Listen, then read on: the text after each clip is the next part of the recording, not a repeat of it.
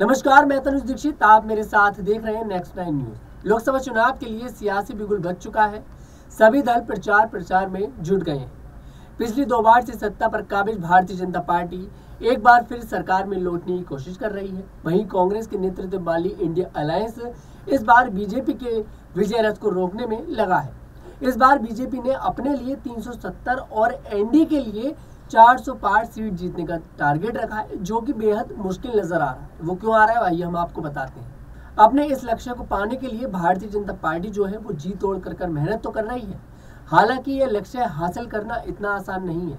BJP को अगर इस टारगेट तक पहुंचना है तो उसे हिंदी भाषी राज्यों की तरह ही दक्षिण भारत में शानदार प्रदर्शन करना होगा।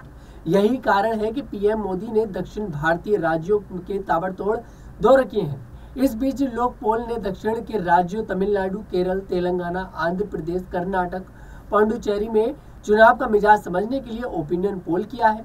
इस ओपिनियन पोल में साउथ की 132 सीटों में कांग्रेस के नेतृत्व वाली इंडिया अलायंस को 78 से 82 सीट मिलती हुई दिखाई दे रही है, जबकि भारतीय जनता पार्टी के नेतृत्व वाले एनडीए को मात्र 28 से 34 सीट मिलने का अनुमान है। वहीं जगन मोहन रेड्डी की वाईएसआर कांग्रेस पार्टी को 10 से 11 सीट मिलने का अनुमान है, जबकि एआईएडीएमके को तमिलनाडु में 1 से 3 सीट मिलने का अनुमान है।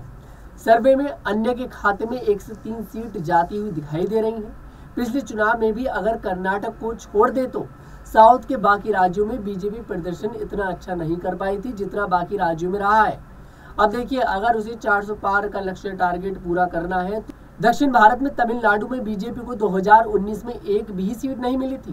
केरल में भी 2019 में बीजेपी को कोई भी सीट नहीं मिली थी।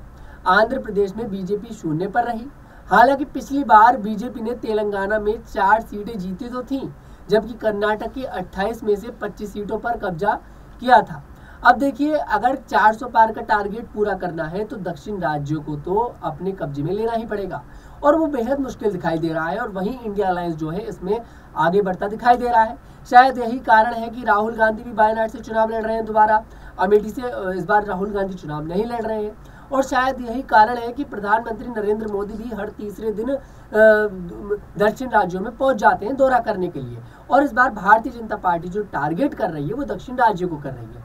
आपको क्या लगता है, हमें कमेंट सेक्शन में जरूर बताएं। अगर आपको हमारा वीडियो पसंद आया है, हमारे वीडियो को लाइक करें, शेयर करें और हमारे चैनल को जरूर